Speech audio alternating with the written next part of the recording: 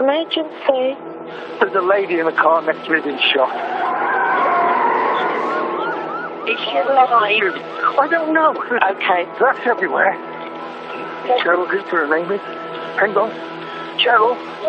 Cheryl? Reviving. Cheryl, can you hear me? She's not moving. Does nothing.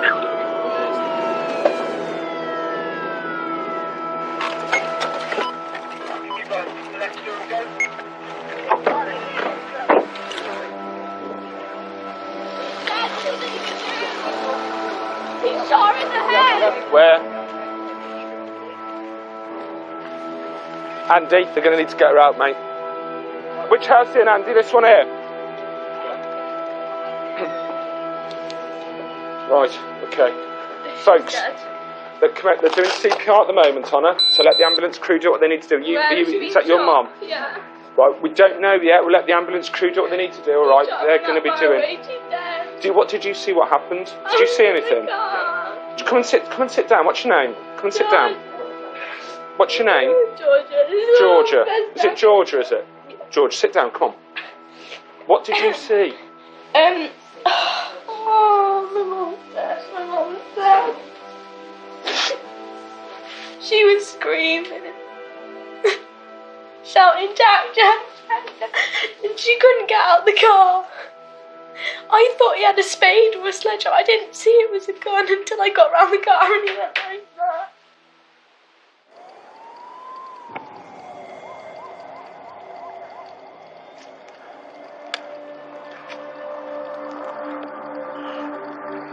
Movement. Lights on. Somebody there. Contact. Oh, police! Keep your hands in the air! Move out to the open! Time to get on the floor, mate. Get down on the floor! Cover the buildings left and right. Cover the buildings. Get down on the floor! Andrew, get on the floor!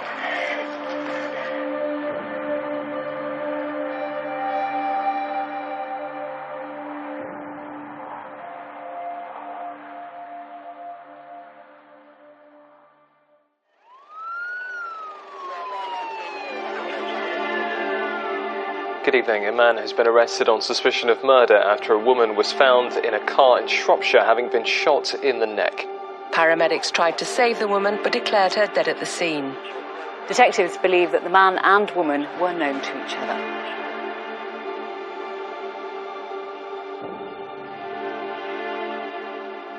If you could just state your name for me, just for the disc. That sounds a bit weird. Oh, okay. Which one? Your first name? Georgia. Georgia, and do you have any middle names, Georgia? Yeah, May. Okay, you're 14 at the moment. Yeah. And what we're talking about here today, you okay to talk to us right now and here? Okay. Absolutely. Absolutely, and we discussed that outside, didn't we? You've been quite adamant with us that you want to speak to us right now and just get everything done with. And that's perfect. So if at any point that it does get a little bit too much for you, okay, just let me know. I know that it's going to be very, very difficult for you to talk about what's happened today. It's got to be done. I was in complete shock. All I could see on repeat was him shooting Mum over and over and over and over and over again. The police gave me the option to either do an interview that night or in the morning, and I chose to go and do it that night while everything was in my head and I knew exactly what was what. She's a 14-year-old girl. That's a really delicate thing to be doing. But we need fast time information for her to sit down and give us that account so quickly after the murder of her mother. It's just phenomenal. I have a very firm belief that there's a reason I wasn't hurt, and there's a reason I'm here to be sharing our story, to be trying to save other people's lives.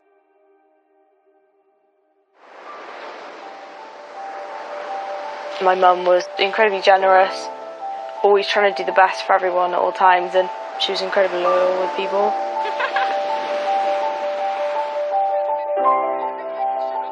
For better, for worse. For richer, for poorer. For richer, for poorer. In sickness and in health. Her first marriage with my dad didn't work out.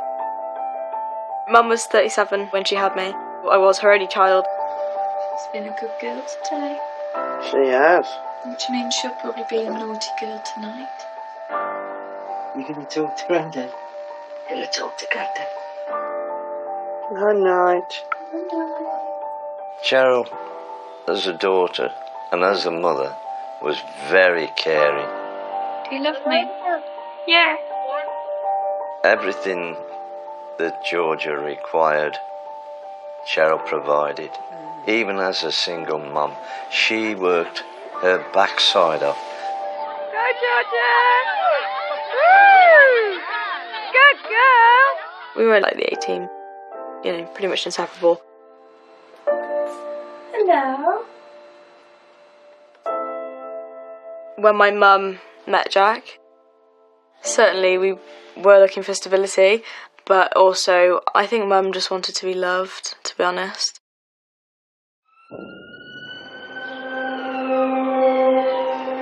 A 45-year-old man is still under police guard after being arrested on suspicion of murder.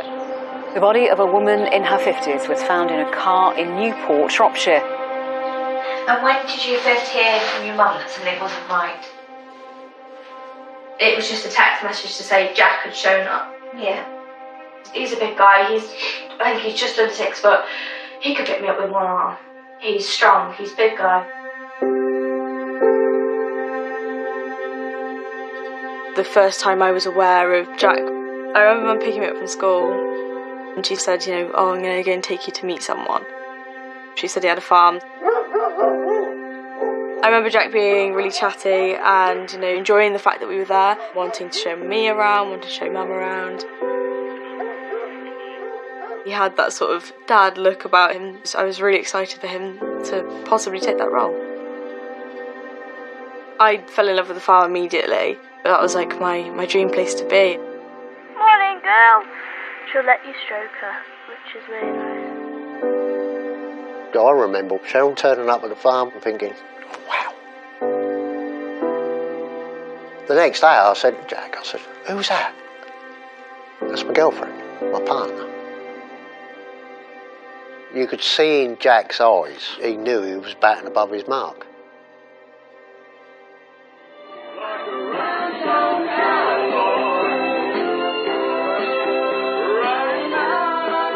I think both my mum and I were excited to see where this relationship would go.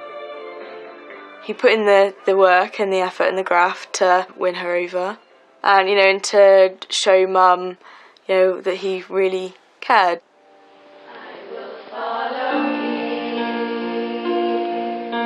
The first time we met Jack was at church. Cheryl was a committed Christian. She wanted him to be there and he came. He just looked so happy and really happy to be there and to be with Cheryl. He came to birthday parties, music concert, having fun and being silly with the kids. He just seemed like a nice guy, the sort of person that she was looking for. Cheryl was very impressed. She found this man that was going to give her a comfortable life that she hadn't got to keep working her backside on. He had his own business, he had nice cars, he had an 8-bedroom farmhouse. He did put in the effort, to wine and dine. He bought Mum presents. He was so charming. But I don't think anybody knew the real Jack.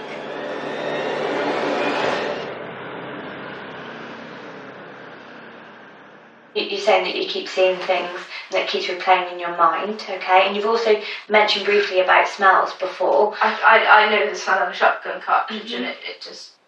I know it's going to be really, really difficult for you, but at this stage we need to kind of access those memories just to get as much detail as we possibly can from you. And so just go back to the gun. Have you ever seen that gun before?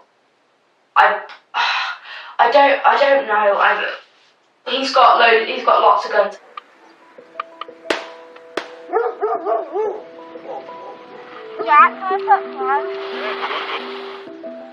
Jack loved shooting. He used to arrange shoots. Cheryl and Georgia absolutely loved being part of that. Jack seemed really, really proud that she was portraying him in a very good light because she was such a good host. He wanted to be Lord of the Manor. He'd got like a bucket list sort of thing that he needed to have to be Lord Jack. Top of the list would have been beautiful wife. Tick.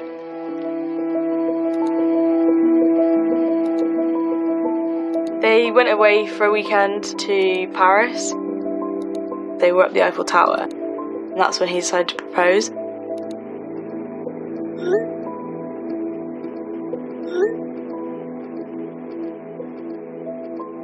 Mum was definitely happy when they got engaged. It was, what she'd wanted. I was hoping that we would really become a family.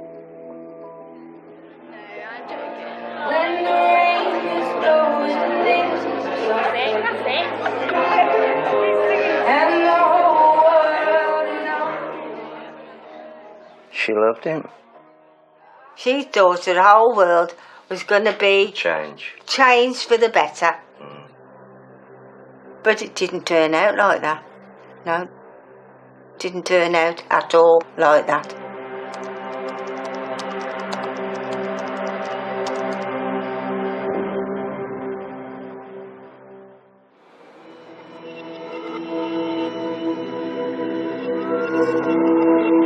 Detectives are waiting to question a man in connection with the shooting death of a woman in Newport.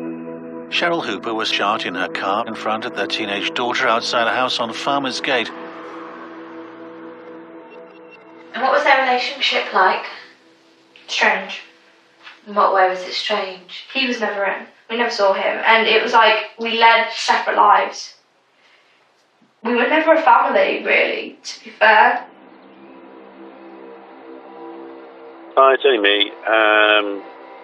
I probably won't go to bonfire night. If you want to take Georgia, then don't bother waiting for me. Okay, doke.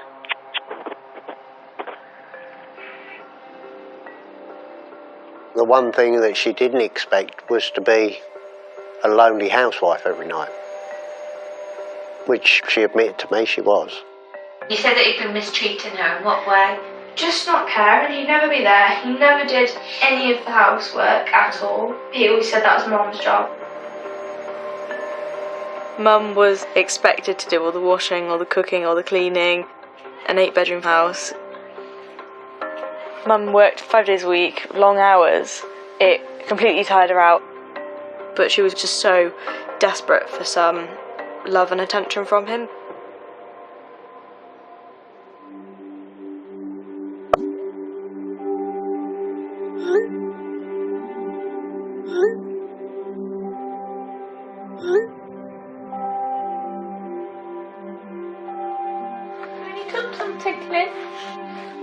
Cheryl tried really hard to make the relationship work, and she did everything that he wanted her to do, and her wages were swallowed up. She hardly had any money left for herself. He wanted to keep her poor, make him believe he got money and he hadn't, and he was deep in debt.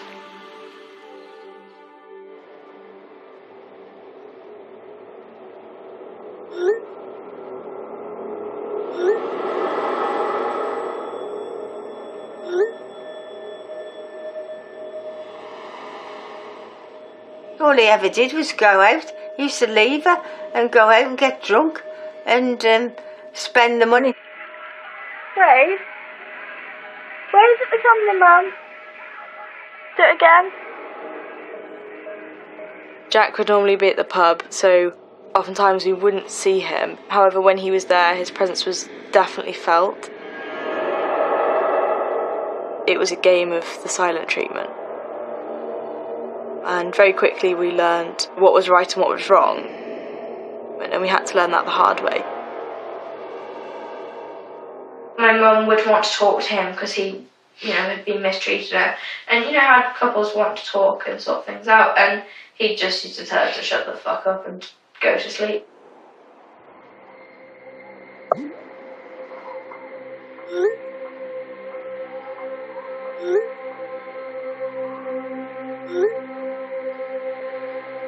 We know that Cheryl was in fear of making normal choices about what she wanted to do, because if she was to do something that Jack didn't agree with, there would be consequences.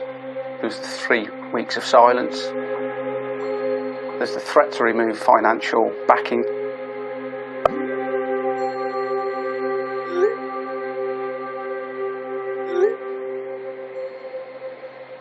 The way Jack treated Cheryl was controlling and coercive behaviour, and Cheryl was scared.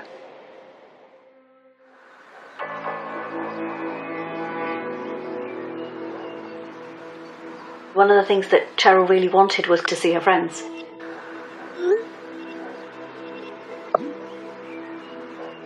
Cheryl's decided to go out with a friend, a rare occurrence for her.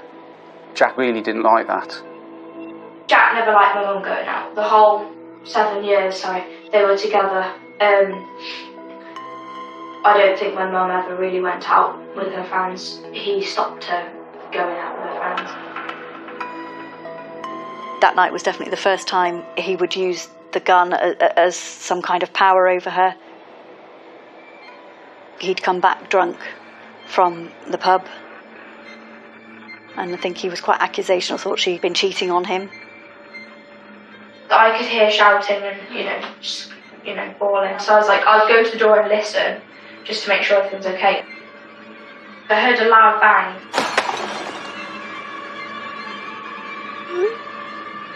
He smashed the television all over the floor. And I could just hear fiddling around in the gun cabinet. He was breaking the gun and putting it back together, breaking it and putting it back together. And then he started walking up the stairs.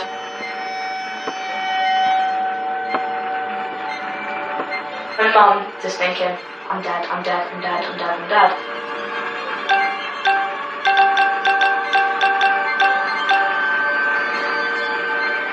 He waited long enough for her to think, I'm gonna die.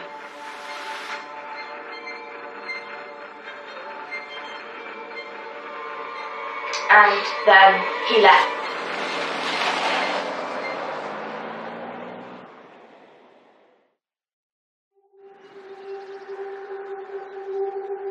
Cheryl just said, I can't live this way anymore and I've got to protect my daughter. So she left the farm.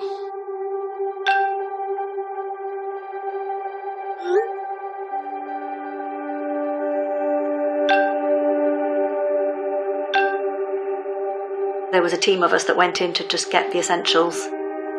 There was a tinge of fear because Jack had said he would stay away, but I don't think she was sure he would.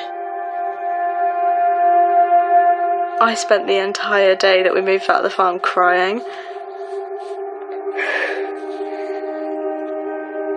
We were both aware that he could be violent, and we also knew he was not going to let anything go very easily.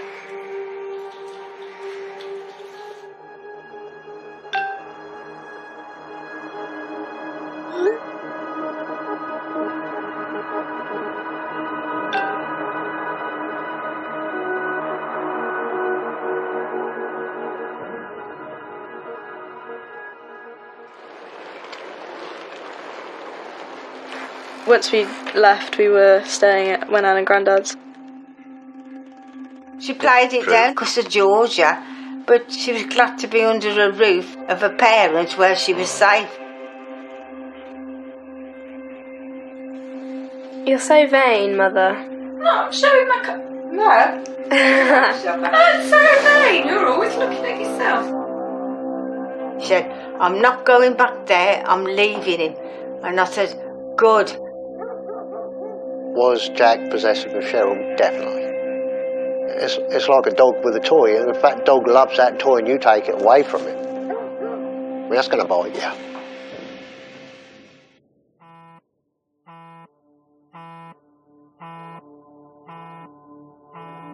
All he kept doing was phoning Cheryl. He was desperate for Cheryl to come back.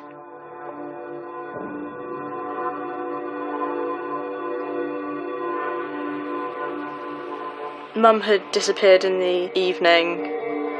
I didn't know where she'd gone. I received a call from Cheryl. Said, I'm with Jack. He was trying to kill himself.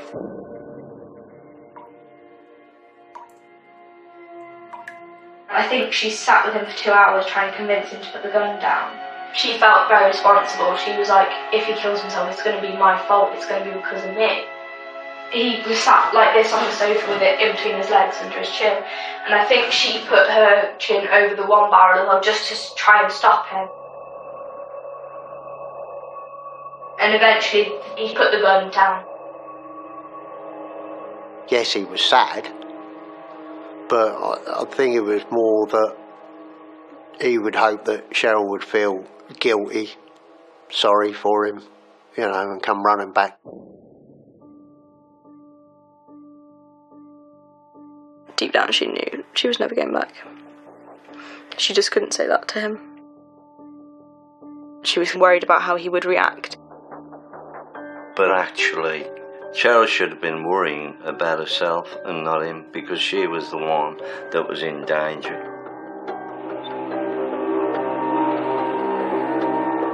He started going out more in the evenings, going out, coming back, and the times weren't pub times.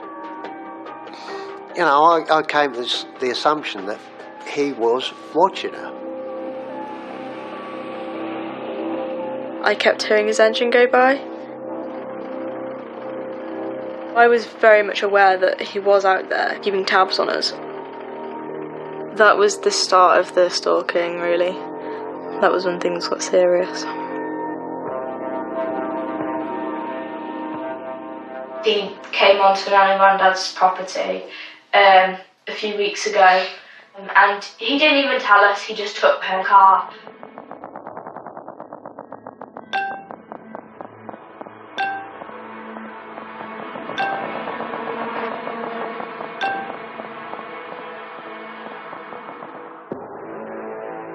Unbeknownst to Cheryl, Jack had taken her car to fit a tracker to the vehicle.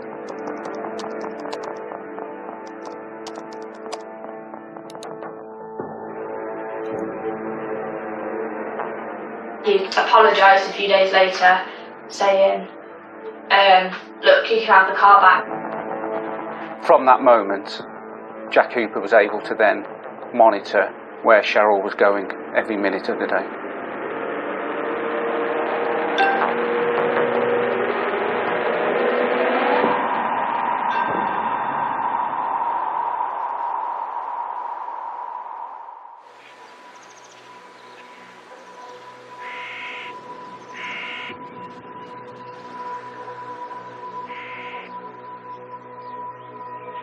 Control room. Hello.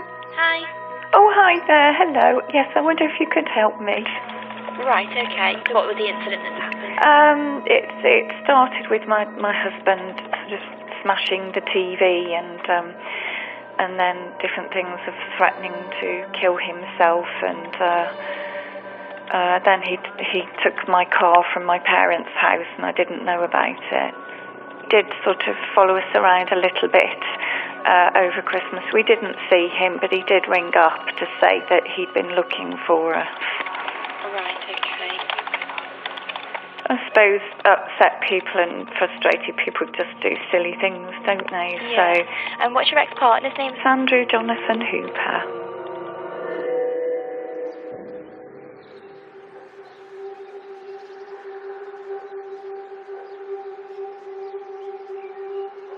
So you said about his gun licence. Do you know when that was taken off? There's been several incidents with the guns, so it happened a while, but last week or something. Last week, you think? Jack losing his guns would mean he couldn't go shooting, and shooting was a big show because he ran his own shoot. For all of his friends to see that he lost his guns because of something he was doing, that would be really embarrassing. He's lost Cheryl already, and then he's lost his guns. So what's he got left in life?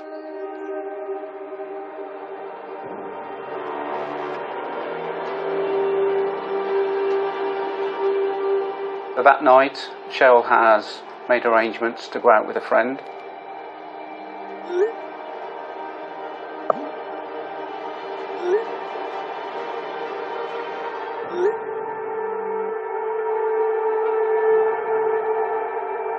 So you tell me about your mum and her friend.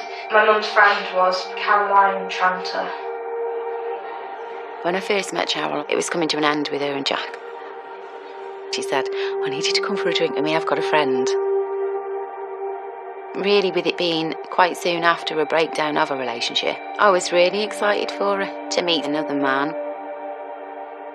It wasn't anything serious. I think they just leant on each other a little bit and tried to help each other through it. Yeah. Through the hard times.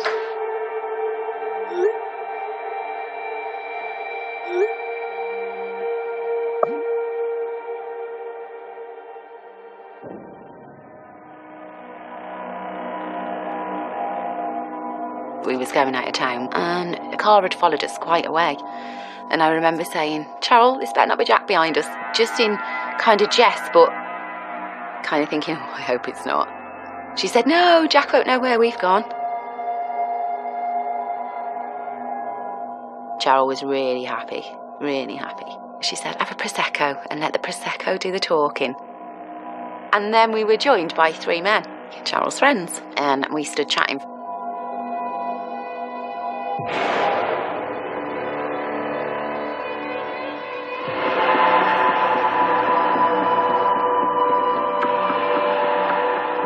This strange man came in the pub. How has he found us? She got tapped on the shoulder and turned round and he was stood there and he went something along the lines of thought you'd be with him, looked at the guy because obviously he was like, he's quite controlling and he jealous, I think.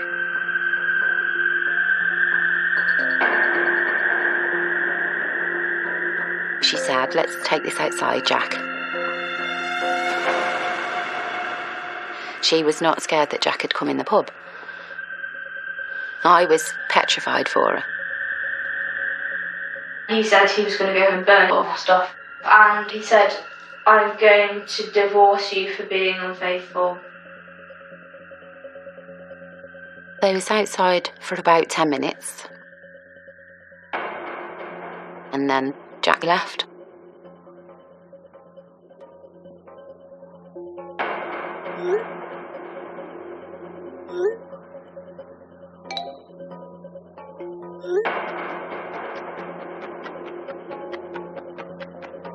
And when she came back in, she was calm. I asked her if she wanted to leave and she said no, everything was fine.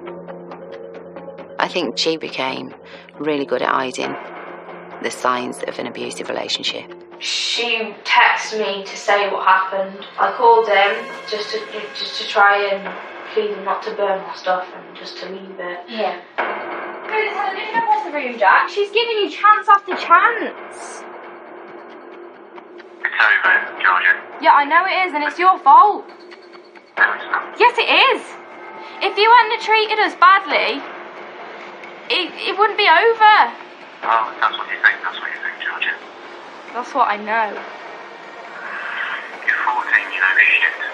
That's nice. This has been going on for a long time.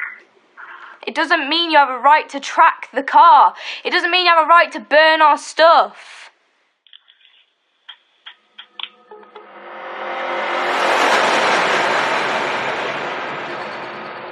Jack goes back home to the Gildermonk's farm.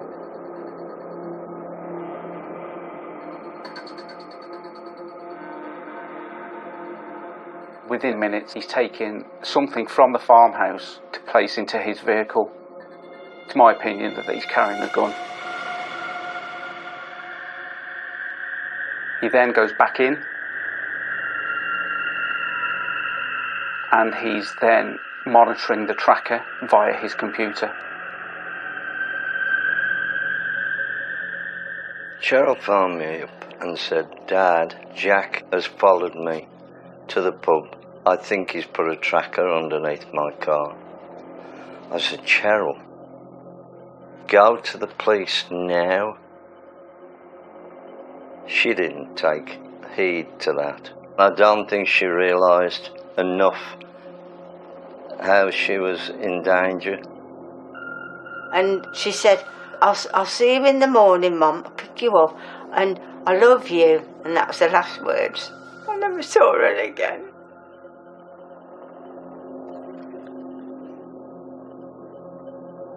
We left the pub. And I said to Cheryl, you need to get Georgia and you need to go home.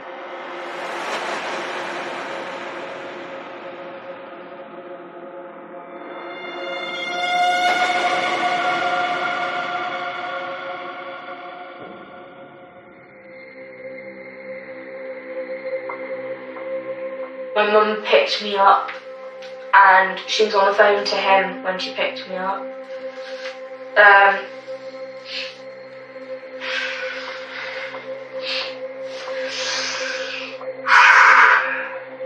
Yeah, she was having an argument with him on the phone. That's how she went, I'm guessing you know where I am then. And he went, yeah, I do. She just went, fuck you, and put the phone down. As Cheryl pulls up outside her home, simultaneously, Jack Hooper is also pulling up outside. I've never seen my mum so scared in my entire life. She just screamed, oh my God, he's here.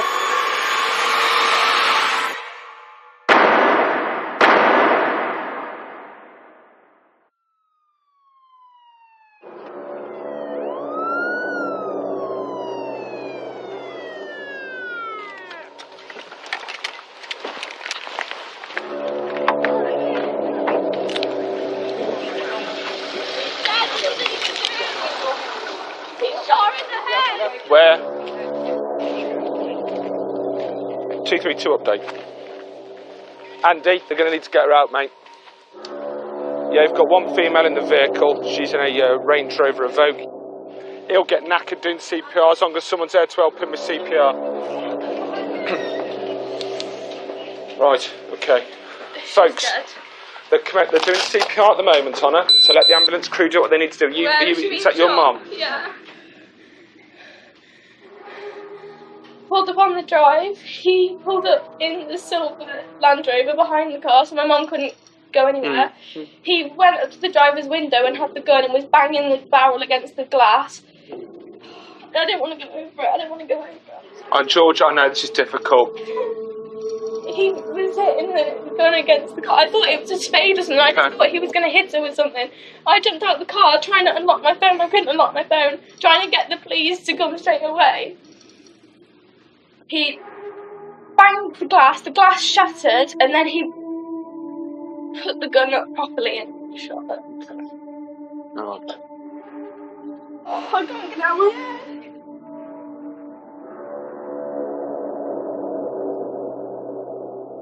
Cheryl had suffered 2 catastrophic shotgun injuries, one to her right arm and one to the neck area. There's an urgent need now to locate and arrest Hooper. He's obviously a desperate man. He's just killed his wife in cold blood. He's armed and he's dangerous. Who knows what's going through his mind?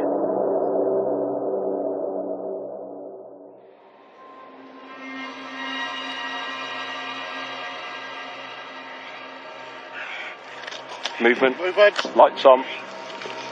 Mike, we've just had security light come on outside the property. Inside the property? Yeah, here. This light that's just come on now has literally just come on. Yeah, come on. You happy for us to move forward? Yeah. Moving.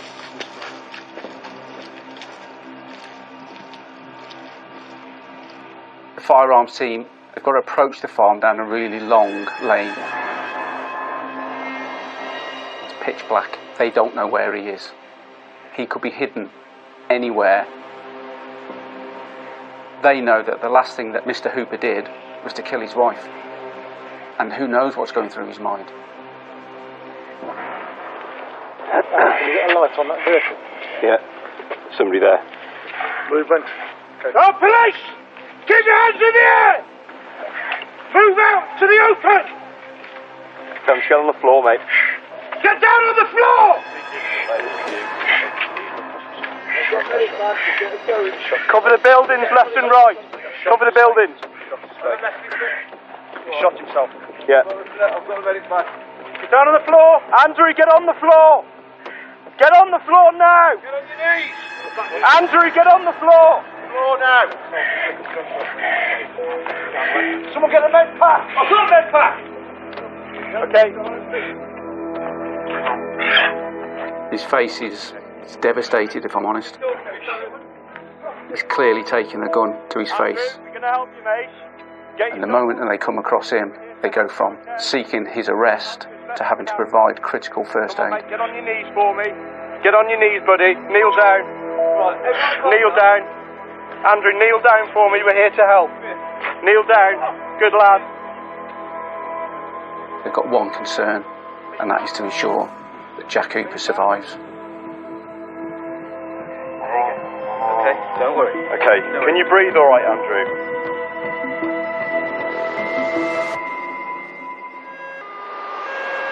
Detectives are waiting to question a man in connection with the shooting death of a woman in Newport. A 45-year-old man is in hospital with what are thought to be self-inflicted gunshot wounds. After I'd given my statement, it was decided that I'd be taken back to Nan and Grandad's. It was a very fraught situation that I arrived back to. Nan and Grandad were hysterical. I was distraught. I couldn't believe that my daughter had been killed. It didn't seem real. I cried. He did, I did, all night long, and it was awful. And it never sank in, and I kept thinking, no, she's not dead, she's coming back. And she didn't, did she? I just completely withdrew and shut off to survive. I stopped eating, stopped sleeping. It was really bad.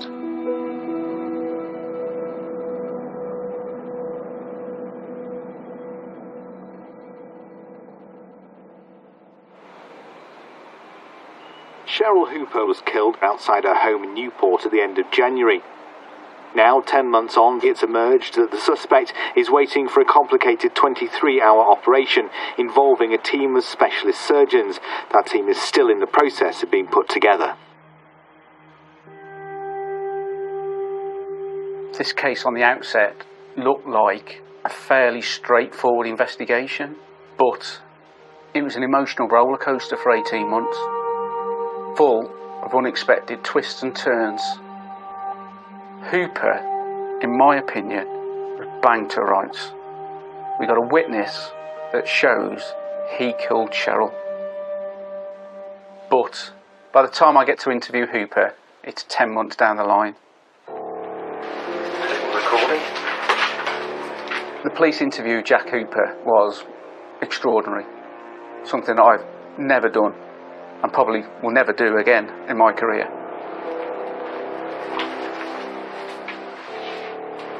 He's suffered terrible injuries. He's unable to speak. He hasn't got a mouth.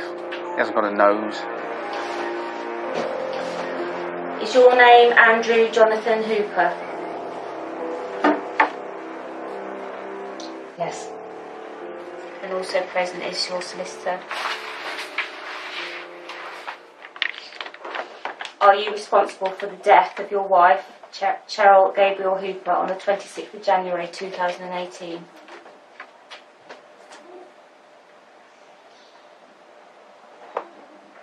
Can you be more accurate? Yes. At this stage, I'd like to introduce a prepared statement that Mr. Hooper has given to me.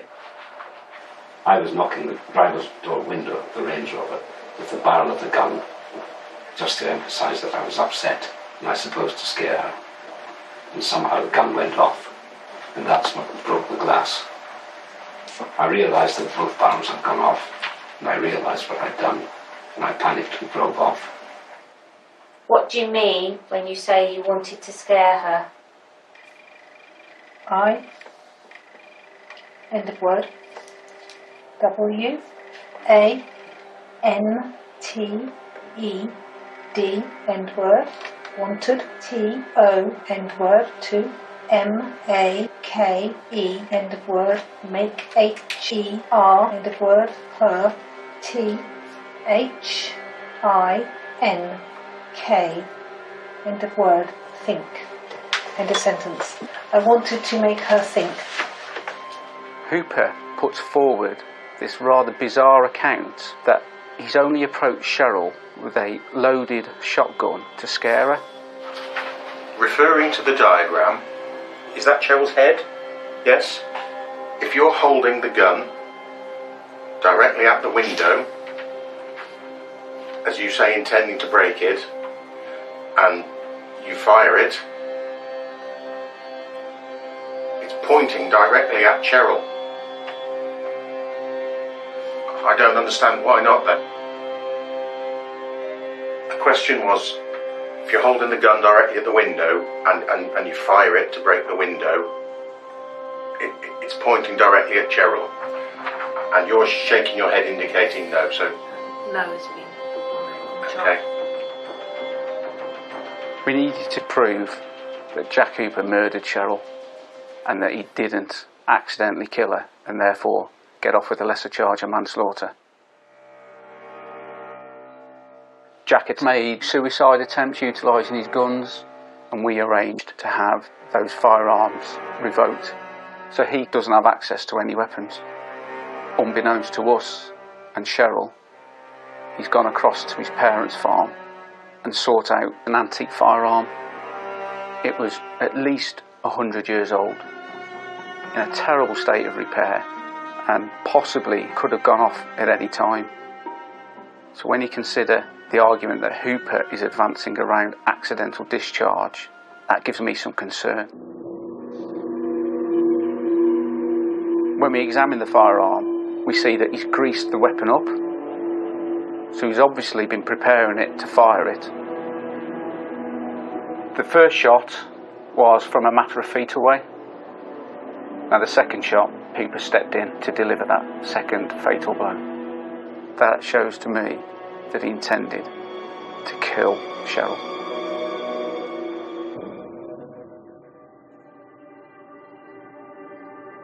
The trial has begun of a farmer from near Newport who's accused of shooting dead his estranged wife.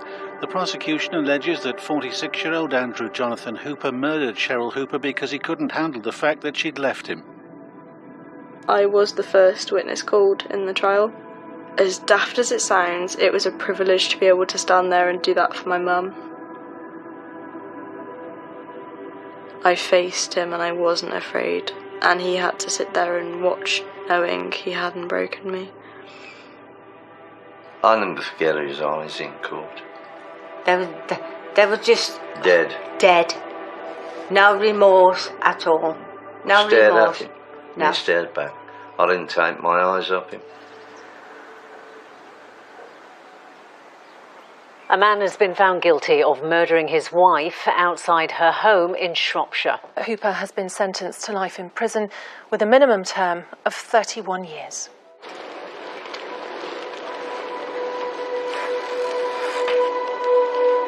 He didn't get away with killing Mum.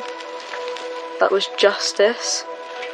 I grew up thinking that domestic abuse is punches and violence, physical violence. So with Jack, I didn't really feel for a long time that there was a distinct problem with his behaviour. I wouldn't have been able to say, this is wrong, this is domestic abuse. My mum wasn't fully aware of what was going on, because when you're in it you can't see it. His main aim was to make her feel completely worthless. It was power and control. Jack was incredibly abusive in many forms, financially, emotionally, mentally, to the point where he thought it was his right to kill her.